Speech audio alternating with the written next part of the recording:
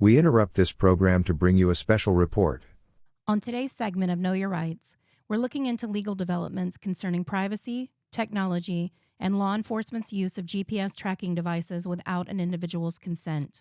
In 2012, a landmark decision was issued by the Supreme Court setting a precedent that police must first obtain a search warrant before placing a GPS device on someone's vehicle. This ruling showed that this type of monitoring constitutes a search and required a warrant to not violate a person's Fourth Amendment rights. Authorities had placed a GPS device on a car without securing a warrant. The car belonged to Antoine Jones, a suspect in an investigation. This led to a conviction based on the data the device collected. However, the Supreme Court later affirmed the decision of the lower court that this evidence was inadmissible and overturned the conviction due to the violation of constitutional rights. Fast forward to 2018, when Derek Hearing found a GPS device on his vehicle that was linked to a police investigation. The man had no idea about the device, how it got there, or who it belonged to, so he removed it and placed it in his garage. The police got a second search warrant by telling the court that the man had stolen the tracker. He was convicted. The Indiana Supreme Court sided with the individual because while police could prove the device had been removed, they could not prove that it was stolen. That's it for tonight's segment. Stay informed. Know your rights. We now return you to your regularly scheduled programming.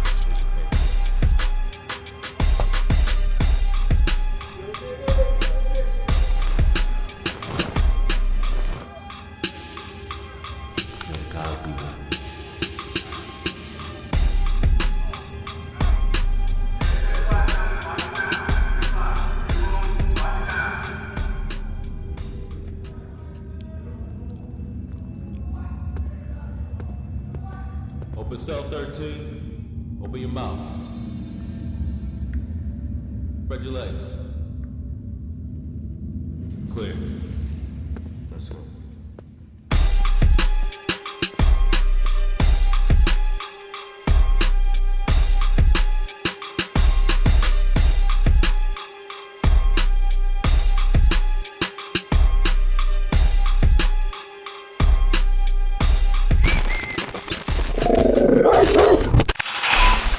Yo, what up, It's your boy Pistol Pete. Welcome back to Dog of the Yard.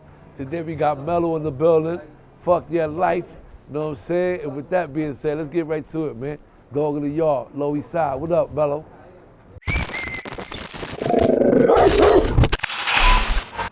What up? You already know it's your boy Pistol Pete. Welcome to Dog of the Yard. And today we got Melo in the building, man. Straight out the Lower Eastside. Yes, what's up, my brother? How you been, chillin', man? Bro.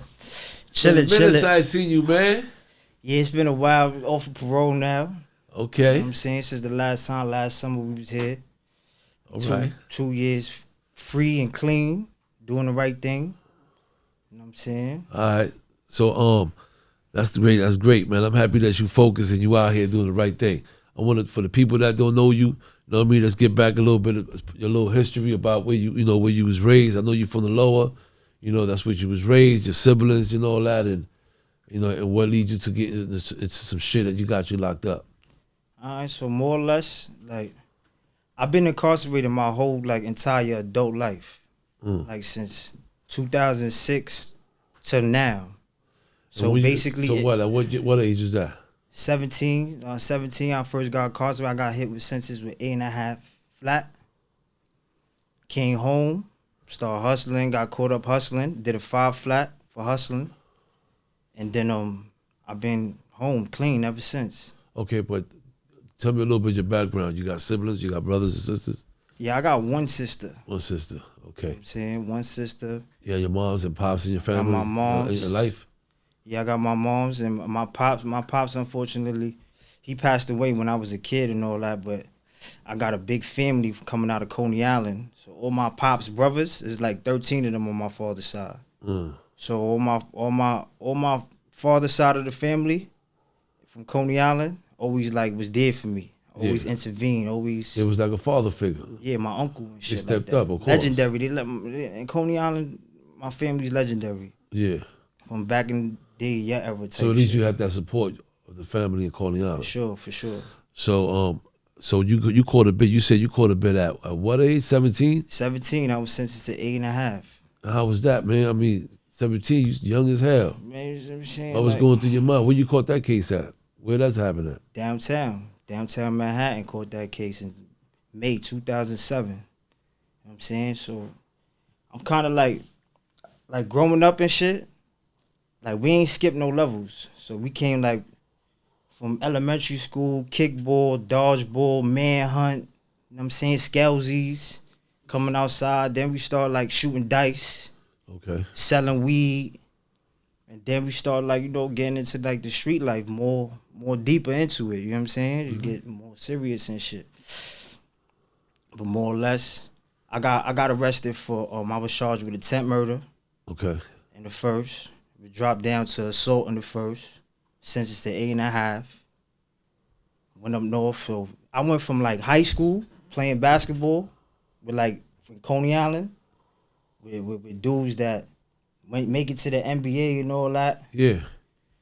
To straight to jail, prison, like Dannemora. You went to Rikers Island?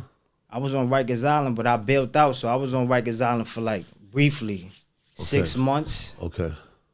Straight up north. So you went straight downstate. Down, more or less, I caught my case May 07. By November 07, I was already in Clinton, Dannemora. Yeah, okay, but I wanted to talk to me a little bit about downstate, right? Yeah. You've been downstate. For those that never been downstate, could you tell me what was your feeling? I mean, going from Rikers Island, or even you was in Rikers Island, what, 6 months? You said? Yeah, I was at adolescence in the 4 building. Okay. So basically, I was always getting into trouble and shit. So I was on probation, right? So I had got caught with some stuff that led me to be on probation, which it led to enhance my sentence when I caught my case in 07. Okay. Like I was caught up in the street shit, you know what I'm saying? Got shot a dude, and police came running down. I jumped out the 5th floor window. So I was sort of like a legend in my hood for that. You know what I mean? And then when I went to jail, I was 17, so I was in adolescence in the 4 building. Okay. 3 Main, a lot of the stuff that people glorify now and all that YG shit, that YB shit, all that shit started like back then when I was in the island and all that. Like a lot of that shit, I was there for all that shit originating. And then more or less, niggas went up north to like How was your experience though when you went to downstate? How was that? What was going through your mind when you went through that? Like, I mean, it's like dehumanizing. You know what I mean? It's dehumanizing. Like my first thoughts was like, how I'm gonna do this? Like, how I'm gonna do this time? How I'm gonna do this 8 years? How I'm gonna do this bid and all that? Like, then you know, downstate, you in the cell dolo. You feel me? From downstate, because I was a first-time felon, and I still was fighting my case and all that, and I was on probation, I went to Ulster. Okay.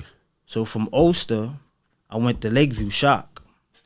Okay. So when I went to Shock, they was telling me like, yo, you sign up for this program and all that, and you would be like, you could go home and fight your case from the town.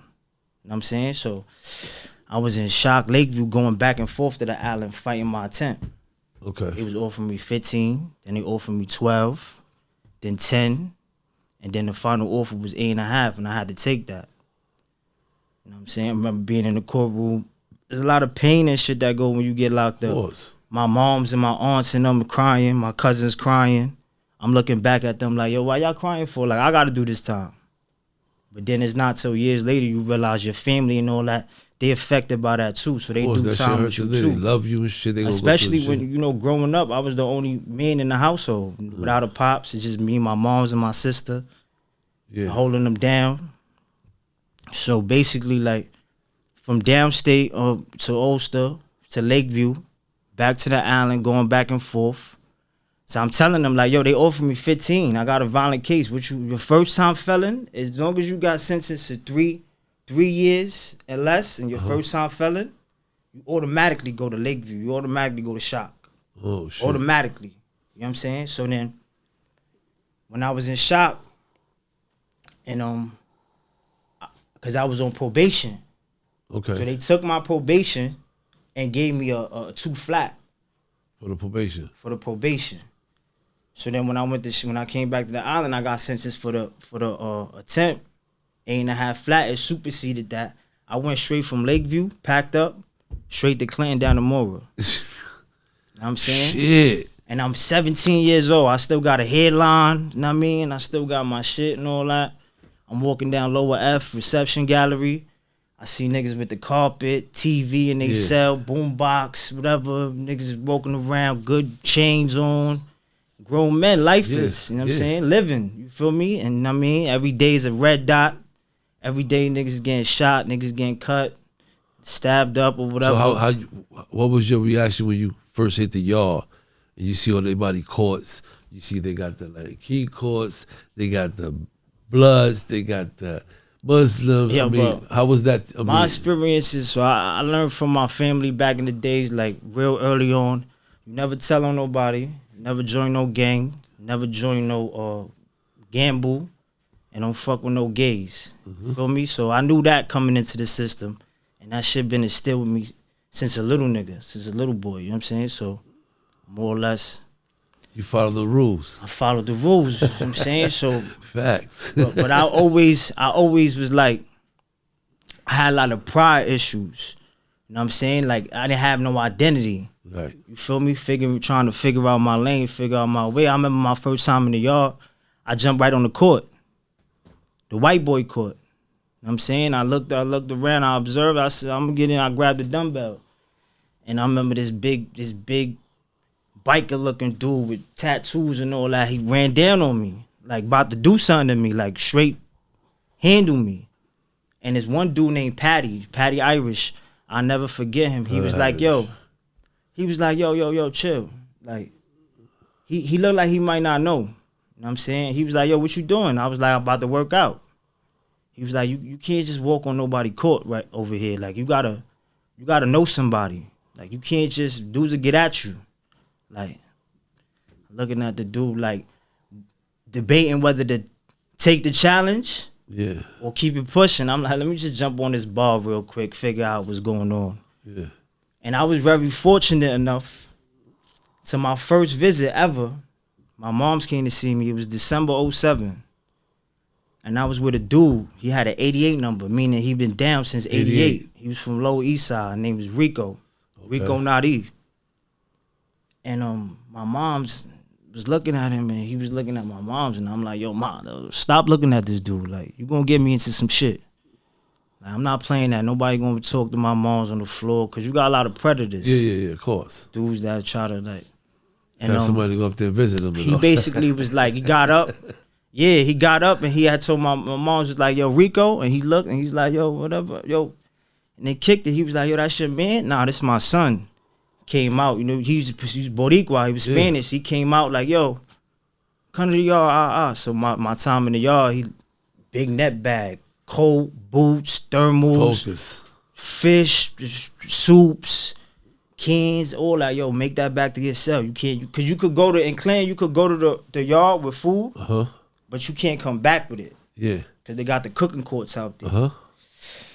So he like basically like, yo, get that back or whatever. Then before he even took me to introduce me to the courts or the phones or what to do or this, that, and the third, he checked my paperwork. Like he had 48 me. He manipulated me like, yo, write the courts and get your rap sheet. You know what I'm saying? As a matter of fact, what's your name and your numbers? I'm going to do it for you. You know what I'm saying? That was him. That was his way of checking me without like checking me, because, you know what I'm saying? Once I got the paperwork and I gave it to him, that's when he was like, all right, come on. You're going to go around to the fellas. Yo, listen, this is my chamaquito. And basically, like, he had 22 years in, and he was like an uncle to me. Yeah. You feel me? He made sure that I ain't getting to know him. Yo, whenever you get into a problem, you come holler at me. That happens a lot, man. A lot of brothers young, you go into jail, you meet an OG, super dope, teach you all kind of shit. You know what I'm saying? And you start looking at things different. You know what I mean? Because you got an OG, right? What you done had in the street, like really on you. Yeah, you got no in the question. jail, like, yo, my man, calm down. Yo, my man, what you doing? No, you can't. You know what I mean? So I gave him my rap sheet. He was like, yo, what type of stupid shit you doing? You over there shooting niggas, you getting into this, jumping out of windows, like, what's wrong with you? And then more or less, he had made the board. 25 to life. He made his first board. That's the first time, you know what I'm saying? I seen him, I mean, a grown man cry, like happy to just go home. And then as soon as more or less, like when you get sentenced to more than 7 years, go to a max. Right. So your classification is automatically high. When you get sentenced to less than 7 years, your earliest release date is within 7 years, you go to a medium. Right. With the dorms, and you got, which is a little bit more dangerous because you got dorm settings. Right. So as soon as he broke out, my classification dropped. Went to Franklin, went to the medium. Once you get there, you know, the police is bad in there. You feel me? They tell you, this is a hands-on facility. So before you get a ticket, a tier 3 or tier 2, you know what I mean? Hands will be put on you. You know what I'm saying? So I didn't last too long in the medium. You know what I mean? I went right back from the medium. I went to upstate box. I was in upstate box for 6 months. I was with a dude with Bronx. I left Franklin with a dude named Stir. He was Riot Squad. Yeah, Stir. Then he had that's our guy. That's our guy. I went to the box because of him. I was in Franklin. Tony Sunshine came, pulled niggas down on the floor from the Bronx. They was over there by 183rd and Valentine or whatever the case, man. Over there, 81%. But I seen Tony Sunshine on the visit, whatever. Went right back behind the wall. Classification jumped right back up. I was like on the bus, like, yo, I ain't want to go. They was everything was there with Comstock this, Comstock that. You know, I'm 19. I'm 19 at the time, 20. I see my bags on the drive. I'm like, oh, Great Meadow. I'm going to Great Meadow. And I'm saying I'm good. I never heard of that spot before.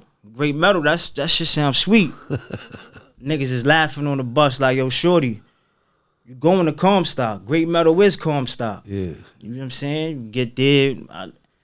And then it wasn't like I had that uncle figure no more. You feel me? I was on my own now. And I was back behind the wall on my own now. Yeah. You feel me? So now it was like, it was just a lot of stupid shit. Like, I had a lot of pride. Like, when I come through, like, I always found myself getting into the situations that could have been avoided. Right. It took a lot of maturity and all that shit to get over that shit and all that. Because I was active. Like, as soon as you made my heart do like this, I was on you. Whatever, you feel me? And then being, like, neutral, like, I can't never say, I was always fortunate to not be by myself. But I was always by myself. But I always was with the peoples, the guys. You know what I mean? So I went from Comstock to back to upstate. 2009, I was in upstate box whole summer. First time I ever laid eyes on you. This is a legendary moment for me. You was in I believe the Dawn Diva. You was in there, Pistol Pete. That's the first time I heard of Pistol Pete. You was on a KAR. You was moving. You was doing that movement. Reading about that in the magazine. You work it. And now fast forward, look, that was like 09, maybe, you know what I'm saying? 2000. That box shit that's some new shit, right? Upstate, right? Nah, upstate been I mean, like the box is a facility. What? Because I had two other guys that I interviewed. They like, yo, it's a new spot. It's called the Box. Those be the S blocks. They got the shoe 200s. So they started building like some S blocks and shoe 200s. The shower is all connected together. Yeah. And then you got like a bunkie. But see, when you get it's levels to being incarcerated. Like when you get seasoned and you start getting experience, you got like, I'm a bottom bunk pass nigga. So any cell I go to, anytime I get a bunkie, you go to the bottom. I'm a bottom bunk. You got to get to the top. Yeah. So automatically, like, it's little tricks and trades that you develop when you adapting into the, you know what I mean? into the system. Into the system, because when you, bro, it's a lot of pain and shit, man. A lot of solitude and shit like that go coming with that shit when doing the bid. You know what I mean? Talk about it, man. Talk about it. Seriously, bro. Yeah, I know. I mean, I did 13 years, so I'm a grown man. I've been through damn near every jail in the state, minus a couple. You know what I'm saying? Like, you went after Comstock. How long you stayed in Comstock? I went to the box, got into a fight over some bullshit, TV shit going wrong. From Comstock, I went to Elmira. Ooh. I was in the L, just little 21-year-old. I was in the L. That's when I seen the most wickedest shit I ever seen in my life. Yeah. What's one of the wildest shit you seen in Elmira? I seen my first day into the field house. I seen a dude cut a dude and pass him the joint, and the dude he passed the joint to cut him. And then when he responds to that, the dude that he initially cut knocks him out clean. So I seen that like two birds with one stone. I was like, oh man, and my first initial thought was I need a hammer. Yeah. I need a hammer. You know what I'm saying? And like, you know, when you think things and you got the negative things, that shit come to life. Yeah. So I wound up blowing Elmira after 6 months or whatever the case. Then I landed in Easton. You feel me? Easton's a little better. That shit when I came to Easton, that shit was called Happy Nat. That's what I'm saying. Happy Nat. You know, that shit changed my life. Yeah. That shit changed my life. That's when I found my identity. I changed my life and all that, like in Easton, like as far as I knew who I was. I started getting my weight up for real. Protein, Jack Mac, you know what I mean? Just working out every day, learning, reading, studying, you know what I'm saying? They had a lot of programs and they had a lot of official dudes. You know what I'm saying? When I got to Easton, there was no violence in there. It was like, there hasn't been a slashing or stabbing in like 6-7 years. They had a lot of privileges, a lot of perks, free movement. I jumped on all the programs, critical analysis. I started critically thinking and all that. Started advocating for PACE and all that, prisoners for AIDS, college, you know what I mean? Doing college, I got like close to my associates, a couple classes to my associates. I started like, you know what I mean, working on my mental, working. I had the free. There wasn't too much going on in Easton, playing a lot of ball, getting in shape. So then my classification dropped down again, and I went to Wallkill. And you know, you got them comrades that you build these bonds with, you know what I'm saying, and you dudes and you look out. I got into another fight. You know what I'm saying, over some bullshit, some nonsense. Went back up top. I was supposed to go home 2014 August. I wound up coming home February 15. You know what I'm saying? Doing more time. A whole year. More than a whole year. Yeah, so I came home. I was 26 years old. Got locked up when I was 17. Came home 26. I felt like I was on top of the world. Got straight to it. Got my license, my working construction, doing everything I was supposed to do. And then, so how long you been home now? I've been home over 2 years now. Okay. So now, and ever since I've been home from this time, we just been constantly moving, constantly doing things. What you been doing since you been home? I got my certificate coming out of the Second Youth Foundation. Okay. I got my certificate for a personal trainer.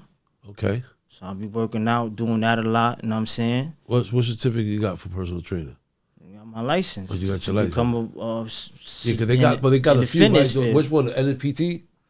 I got the National Federation. The NFPT. The NFPT, the one I got. Yeah, NFPT. so you got that too? National Federation of Personal Trainer. Yeah, I got that from Second Youth Foundation. It's a program. It's a program for dudes that's liking to work out. See, I call myself, when I start getting into the mediums and all that, you feel me? Like on my second bid when I came home, I was in there, you know what I mean? Like working out in the morning, but I was getting money, like smuggling shit, you know what I mean? Getting into mixy shit and all that. But everywhere I landed, I found out like dudes following me. Working out, trying to get their weight up, you know what I'm saying? Trying to gain knowledge out of me, you know what I'm saying? With the workout shit. So when I got my certificate and shit, that shit took off. Came home, going to the gym, working out, you know what I'm saying? Fucking with my cousin, Nems, you know what I mean? Gorilla Nems. He took off with the Bing Bong, with FYL. So now we be in the gym. I start getting clients, start going on shows, going on the road. Since I've been home, been to Cali, we've been to Florida a couple times.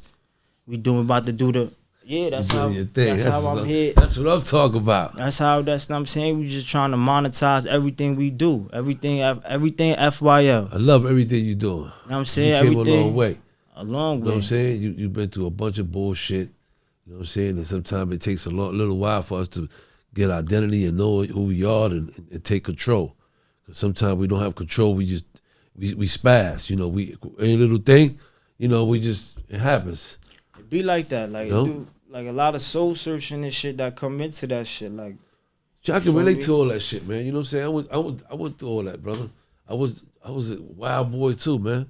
You know what I'm saying? I was crazy as hell. When I was your age, I was fucking nuts, man. And cock diesel in jail. Imagine a big cock diesel, cutting niggas, going gun to gun with dudes, and you know I'm grabbing niggas' hand because I was big as hell, and you know what I'm saying? And it was like crazy, that, man. You know, it took me years. You know, I spent years in the box. That's how my shit is. I did years in the box. You feel me? I did years in the box, man. Even when like my first bid, it was an experience for me. Yeah. So I'm young. So I did 8 years with no problem. Yeah. You feel me? Everything was a learning experience. Yeah, you was going through the process of learning, yeah. Doing it. And then all that box time, I used to think like to myself, like, why I keep on getting into this shit? Like, why over a chair? I mean, over a phone, over the TV and all this shit. Because I'm one of them dudes where, like, I pull up, I observe and all that. I finagle my way in. And once I get in, like, my presence is felt. Like, you know what I'm saying? I never had no problems on the phone. Never had no problems. Nigga never took nothing from me. None of that shit. He was focused. Yeah, like, you know what I mean? Like, you know how to survive. Some people instantly, you know, yeah, you fall right on line. Then but when I went back to prison, that's when everything was a little bit different for me. You know what I'm saying? I seen the stress and the struggle that I put on my family. Like my mom's. I was fortunate, my mom's, my sister, my grandmother. You know what I'm saying? I never lost nobody. You know what I'm saying? I mean, you never went through that. Except for losing my uncle that raised me. That shit really hurt. I mean, that shit really hit home. That's like my father figure. Okay. Another legend out of Coney Island, my uncle Eddie Leon. Yeah, like going back the second time, everything was like just like depressing.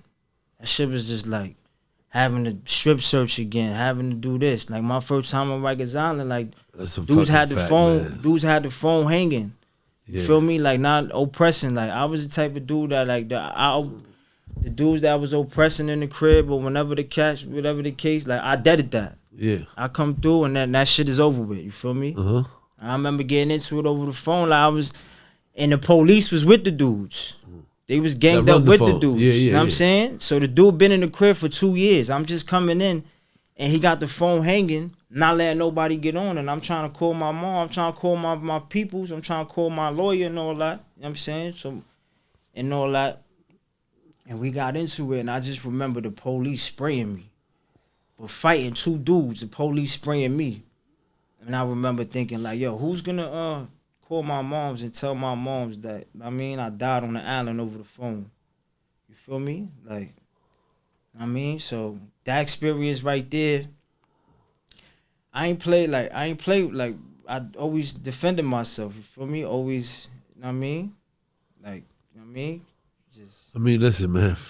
I nobody here that can't judge you. It's not easy, but you know, you go through that. You go through these stages and shit like that. You just feel like you just be like a machine. Like as soon as a motherfucker violate on any little thing, you know, you just react and you know, sometimes our choices be crazy. And it come with like, it's crazy because niggas only respect violence. So it come with like a power and a respect that come with that shit. And then as you mature and you get like a lot of niggas is not even emotionally mature. Like, you feel me? Yep. Then once you start like learning that, finding your identity and shit like that, you start focusing on greater things. You feel me? Yep. You know what I mean? Like getting the bag and all that. Like, you feel me? Like, I mean, like. What you think about prison reform? Well, in terms like anything that has to do with, you know, making the situation better. So the jail system. So far, like, it's been a lot of changes going on. You see a lot of changes, right? Of course, Dudes is getting like more privileges and all that. They got Rikers Island got studios. Yeah, They got guys going to the studio and rap, and I've been there. Like I'm like, they got tablets and they got. I'm like, the young guys that you got, the young guys that you got going to Rikers Island now, like that was when my age, when I was in adolescence, they going to the horizons now. You feel me? Like, so like they got the system, they got the games in there, they doing whatever they got doing. PlayStation, like, they got all that. Man, but I mean, Rikers Island is different. Yeah, that shit is nasty though. But it's not the place to be. You know what I'm saying? And then you give these guys all these stuff, and what happens is you go in there like, and I ask them, "What's up, buddy? How you doing?" Da-da-da. Yeah, what's up, man? What's your lawyer's name? They don't know their lawyer's name. They've been in jail 60 months. This guy been in jail 24 months. He spoke to his lawyer twice. What you in jail for? 2 bodies.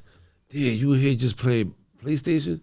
You know, I'm just saying, like, it just throws you off the, you know, and it's sad because, I mean, a lot of them, most of the guys in jail now, they fighting for nothing. They fighting for neighborhoods. Yeah. You know, niggas, before, we'd fight over, you know, turf, drugs, money, this area, shit that don't area, be about nothing, about money, something like that, right? Now my conversations are going in, and it's all about he's from this neighborhood and we from over here, and he this color and I'm that color, and this shit just be crazy to me. But you know, this is what we got going on now, you know, and it's pretty sad because you know they ain't got no money. They in there bums. Like, you know, I'm like, it's ridiculous. Like, those people don't got socks. People don't got sandals. They sandals is tied up to socks. Yeah, no question. But they in there gang banging, you know, and it's just like, it's really sad. And they only hurting each other. That's you know what I'm saying? That's another reason why I never really fall into that. Because it's like, whenever you really see in the prison system, you see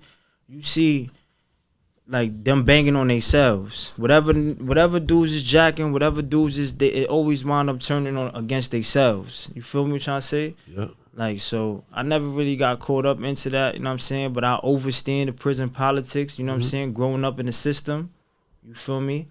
And I mean, like, I just been around with, like, as far as, like, dudes, shit is ugly, bro. You don't want 25 you can't spend and a L you can't smoke. You know what I'm saying? You don't gotta know your shit say and I mean at the end of your release date. You feel me? Yep. Like when I got in there, my first initial thought was like, how I'm gonna do this shit? I mean, how I'm gonna do this shit? 8 years. You didn't even look that far. I spent my 18th, 19th, 21, 25 in a box in solitary confinement. 23 and 1. Like, that's no way to live. No way. You feel me? That shit is super stressed. Your hair falls off. That's when my hair started falling off, guys. Gangster. I was in the bottom with the mother. Yeah, gangster. 3 years and a half, my shit was like, oh shit, I'm looking at the pillow like, damn, this shit is gone, son. That's how this shit started with me. My vision is fucked up because the light. That's how that shit started with me, You know what man. I'm saying? So, you know, so now you out here, you focus, man. Yeah, so now what you working on? Right now we building my cousin. I fuck with my cousin hard. You know what I'm saying? From the very beginning, he always included me.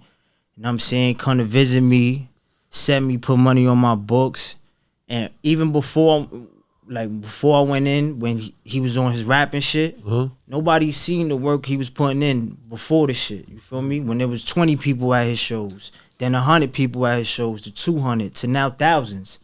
You feel me? So it always been FYL, like fuck your life, like, you know what I mean, like. So that's been like a what, like a something like a clique, like. It's a brand. It's a brand. Yeah, it's a brand. You know what I mean?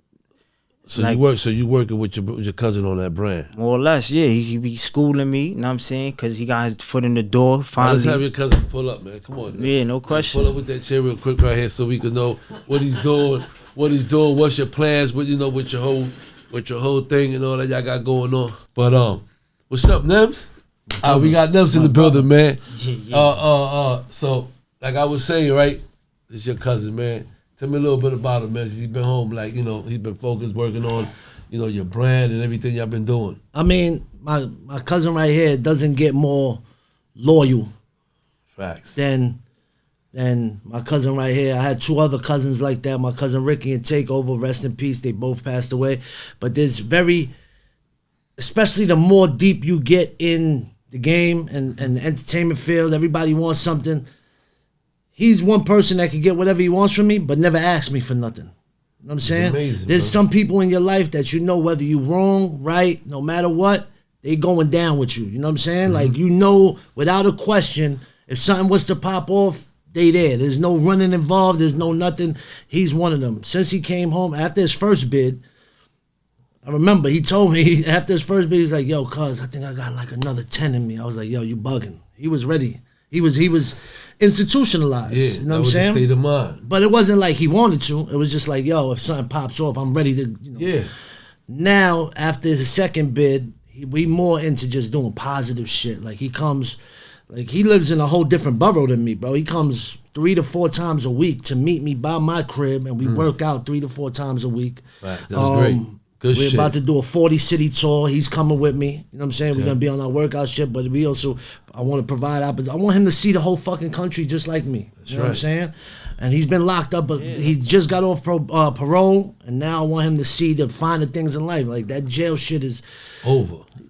I know where he's been. Yeah. It's never been it. You know what I'm saying? There was times in my younger life, and I'm sure his and all of us, that going to jail was normal. Being locked up was normal. Yeah. That shit is not normal. Nah, you know what I'm saying? normal. Like, it's so foreign to me now to be locked up. It's like, now I'm like, fuck, nah. bro. So I just want the people that mean the most to me to experience the fly shit that I get to do after putting in years of hard work. That's right. And, it doesn't get more loyal than this, man. And you know what? And I'm happy for you guys, man. I root for you guys all the time. Every time I see you. Absolutely. And I love your cousin. Your cousin is dope ass brother. I know he's gonna be there for you. You know what I'm saying? I don't even gotta he's there. Trust me. Absolutely. Believe me, I know he's one of those that's not gonna run. He's the best thing that could be by you. Absolutely. You know what I'm saying? Especially when he means well. You don't want nothing in return because you're gonna get blessed. Yeah, Trust me, because all the blessings gonna come. Because as long as your cousin is blessed, you're blessed. Mm-hmm. I remember one time I was in the yard and recently, like, cause I want to say like 2019, 2020, like when the Bing Bong shit started taking Like off. 2021. All right, so boom, you had sent me some money or whatever, and there was some dudes from the hood or whatever, Coney Island. They was like, yo, Nems ain't send you no bread or whatever. You sent me a couple dollars or whatever. I was like, yeah, you just sent me like $200-300. They was like, that's it. Like, yo, nigga ain't send you a band, tell nigga send you a band and all this down the third. I'm looking at the dude like, yo, boy, he ain't even had to send me nothing. Like, you know what I mean? Yeah, nigga don't fucking owe you shit. Like, nigga ain't had to send me nothing, you heard? Facts. Like, I mean, and I ain't asked for that. Like, he just came through, like, you know what I'm saying? Because that's what's been going on, you feel me? And it just so happens that I was fortunate enough to see the process, you feel me, of the hard work that he put in behind the scenes. That's right. You feel me? And then I appreciate that I'm always trying to soak up game. Like, he always telling me, like, yo, you need to create your own brand. You need to create your own thing. That's why I'm like, yeah, like whatever the brand is, like this is you, or if it's not yet into existence, then you need to take advantage. Like, get the brand right. So this year that just passed, we've been on our workout shit, but I eat like shit. All I eat is fast food. I'm always on the go. This year, I'm going to start eating right. And once I get really in shape, it's all due to him helping me out. And we're going to brand that for him. And he's going to really get on his personal trainer workout to whoever needs dope. it. You know what I'm saying? We got another Yeah, no cousin, question. Isha, just like he was speaking about. She just did 9 joints, so she's about to come home. And the same with him. I just hit the gym. Yo, you coming home? What do you need? When you coming home? When you coming out? Yeah. And we're gonna make sure she's good too. You know what I'm saying? Absolutely. That's how you're supposed to do with the family. Listen, man. Isha's a cousin that I never even met before. Wow. You feel me? Like, the connection made through him and my other cousin. You know what I'm saying? So, because of them, like, constantly being in communication with them, I found another cousin that's like a big sister to me. You know what I'm saying? Because she got experiences too. She got almost 10 in the state. You feel me? As far as the females go. And she's a real Yeah, we gonna bring thoroughbred. her up here too, cause she's thorough. She got Official. caught. She got caught with some shit that wasn't even belonged. That didn't even belong to her. You feel me? Belonged to the next person or whatever the case. And just because she kept her mouth shut, she had to do that time. But she's still on her grind, and she's, you know what I mean. And she's still looking good, sounding good. You know what I'm saying? It's like my big sister, always giving me advice. home? Nah, she about to come home. Okay. She's from Albany. Oh wow. So she got caught bringing her husband yeah. some shit, and she just kept her mouth shut, and she had to do nine joints. Yeah, she got a hell of a story. Virginia You is know what I'm sick. saying? It's crazy. That was her first time being incarcerated. Yeah. But she's always been thorough, like always. She was a tough. Always. Yeah, always. She was always tough. Yeah. Yeah, no So question. so basically, you got big plans and shit. Absolutely. I think the workout thing is great. You know what I'm saying? Yeah, Start your own workout shit. Come up with with your, because once you get your cousin and he loses weight, this people gonna want to reach out to you. You know what I mean?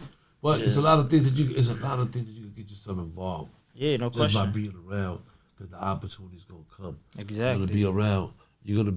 You're gonna be around. A lot of people that has big opportunities to offer to your cousin. no question. You know what I'm saying? And you there to absorb all that. You know what I'm saying? And you play your position because you there. And you're gonna be a part of it. And you know what I mean? Yeah, Trust me, all that shit just comes. The good thing is that you're not on no bullshit no more. You focus. You look past all that. You outgrew all your shit. You know who you are now. You know what I'm saying, right? Yeah. So you good, and you around good people. You're around people that do love you, want you, and want to see you win. You know what I'm saying? Yeah, and if a lot of people don't get that. Yeah. A lot of people come home, they don't have nobody. Yeah, Facts. no You know question. what I'm saying? So you super blessed. Just like I came home. Oh, let me get out of here. Let me let y'all keep going. Man, yeah, we're about to go. Let me just thank you for coming through anyway. We're about to wrap it up no anyway. question. We good. So, but what I want to say is that you're blessed because you have somebody. Just like when I came home, I was blessed too. My friends, I had Joe. You know what I'm saying? Joe came through. I was in a halfway house in Brooklyn, halfway house. You know what I'm saying? Like, what the fuck? I'm in Marcy because they don't want me to Bronx because I'm super strong. And they're like, yo, hell no, he can't go to the Bronx. So you want some halfway house? Okay, we give you Brooklyn. I'm like, shit, give me anywhere. Are you kidding me? So, and I had Jonah there, you know what I'm saying? He came through, he supported me, you know what I'm saying? I had some good friends. So when you have that, you gotta cherish that shit. You gotta always, you know what I mean? I don't have to tell you that because you've been around. Yeah, no question. So you know what it is to be loyal, and you know what it is. You know what I'm saying? No And question. all I'm gonna say, just keep doing your thing, man. Yeah, we You know gonna what I'm saying? keep moving. This platform is here for you, so whenever Yeah, you no want to come question. back up here, promote your shit, do your shit, anything you want to do, just know that Dog in the Yard is here for you. That Nems, shit- I love you, man. Love I want you too, my you brother. to know that. Yes. You know what I mean? You know I'm that. proud of you. You know what I'm saying? You keep Thank you, doing my your thing. brother. I love what y'all doing. And with that being said, man, Yo. you already know, boy. Alright, Dog in the P. Yard. You already know your boy Pistol.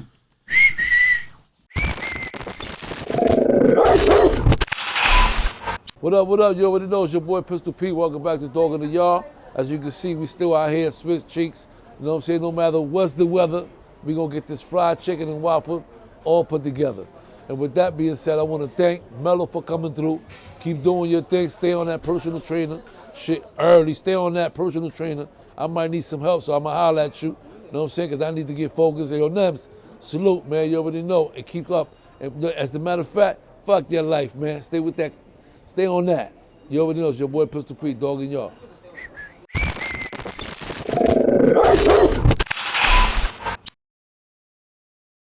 Okay, federales came again, they put the gang in chains again. Say that they still watching, but we opping, so we aim again. These niggas scared, running around talking about the ops again. The ambulance gon' call a helicopter if my chopper spin. Niggas playing Bishop, I put blood up in his hiccups. Catch me sliding on the Friday, have him hiding in the pickup. Okay, Trizzy going stupid back up.